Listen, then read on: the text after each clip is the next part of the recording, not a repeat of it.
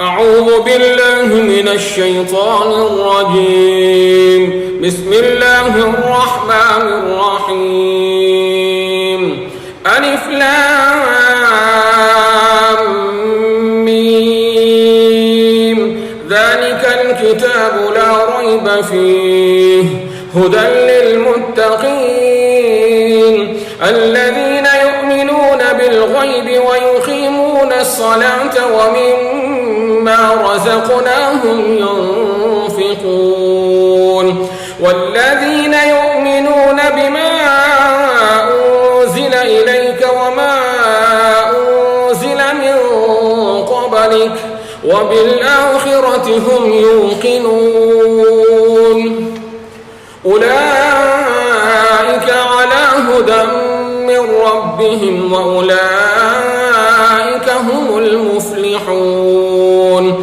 إن الذين كفروا سواء عليهم أنذرتهم أم لم تنذرهم لا يؤمنون. ختم الله على قلوبهم وعلى سمعهم وعلى أبصارهم غشاوة ولهم عذاب عظيم.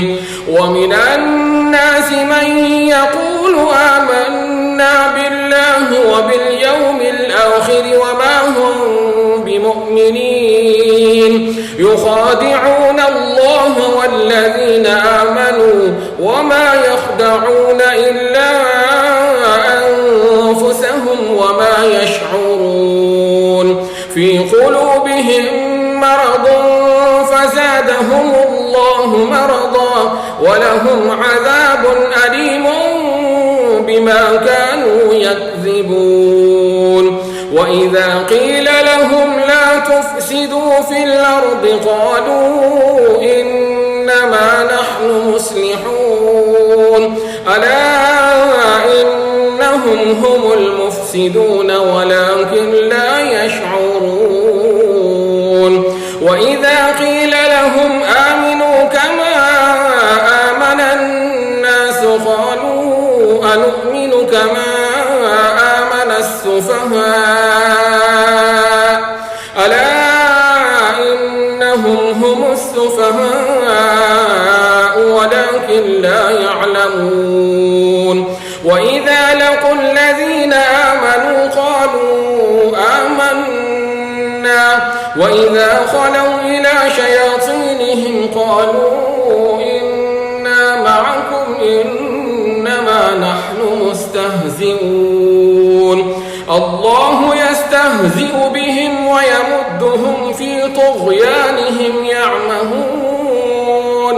أولئك الذين اشتروا الضلالة بالهدى فما ربحت تجارتهم وما كانوا مهتدين. مثلهم كمثل الذي استوقد نارا فلما أضاءت ما حوله ذهب الله بنورهم وتركهم في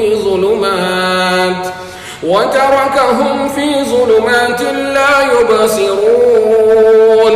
صم بكم عمي فهم لا يرجعون. أو كصيب من السماء فيه ظلمات ورعد وبرق يجعلون أصابعهم في آذانهم من الصواعق حذر الموت والله محيط بالكافرين.